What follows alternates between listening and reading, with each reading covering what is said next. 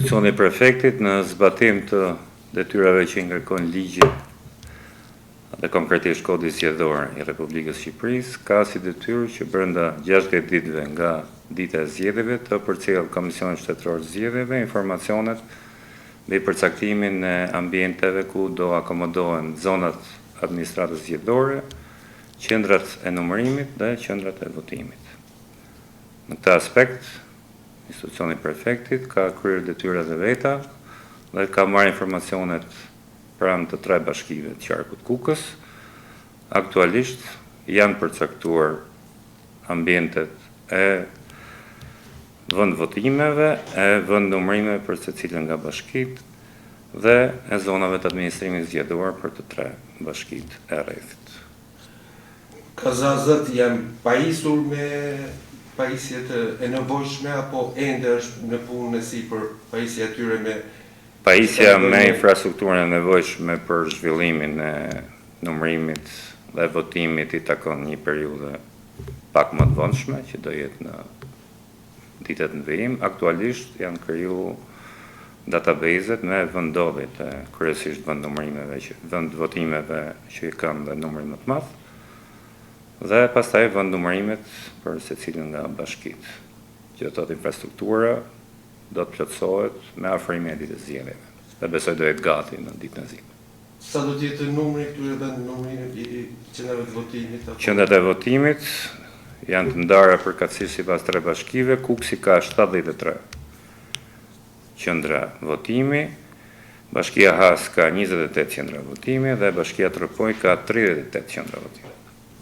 Tashmë janë publikuar listat paraprake, janë afate të përcaktuese deri para 12 majit. Këto listat janë pastruara, janë të korrigjuara, çfarë informacione keni lidhur me këtë? Janë publikuara, numri total i zgjedhësve është i përcaktuar, listat përfundimtare do të publikohen kur të ketë përfunduar dhe procesi i regjistrimit diasporës me afatet që ka dhe mbasi me një shtyrje të mundshme sipas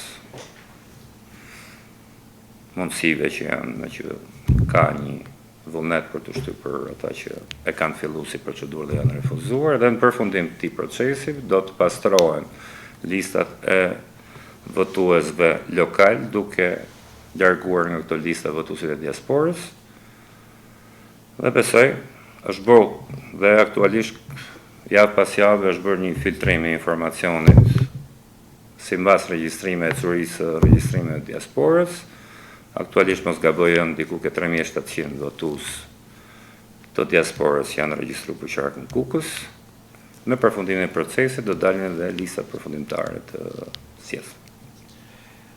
Vazhdimisht kur ka zgjedhje jo lokale, jo parlamentare, një problematikë është edhe çështja e krijimit të infrastrukturës për personat me aftësi ndryshe, por edhe për personat e tjerë të cilët kanë aftësi fizike ndryshe nga të tjerë, të cilët hasin problematika në qendrat e votimit ku janë të përcaktuar, nuk ka rampa. E keni këtë informacion si është situata në këtë përmirësime? Kam si informacion dhe besoj do të merren gjithë masat që qendrat specifike që i përkasin kryesisht kësaj kategorie, këto të po themi njerëzit para tetraplegjik, do kenë mundësinë që të votojnë siç të ofrohen gjitha kushtet që ofrohen votuesve të tjerë për të përmbushur atë të drejtë që ata kanë.